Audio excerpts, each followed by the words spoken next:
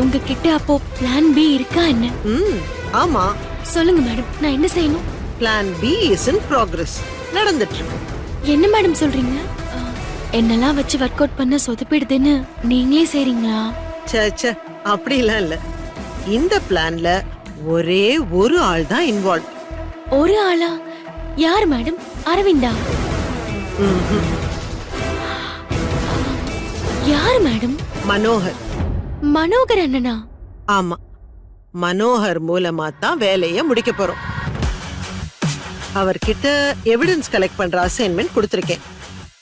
அநேகமா இன்னும் கொஞ்ச நேரத்துல முடிச்சிட்டு கூப்பிடுவாருன்னு நினைக்கிறேன். ரொம்ப தேங்க்ஸ் மேடம்.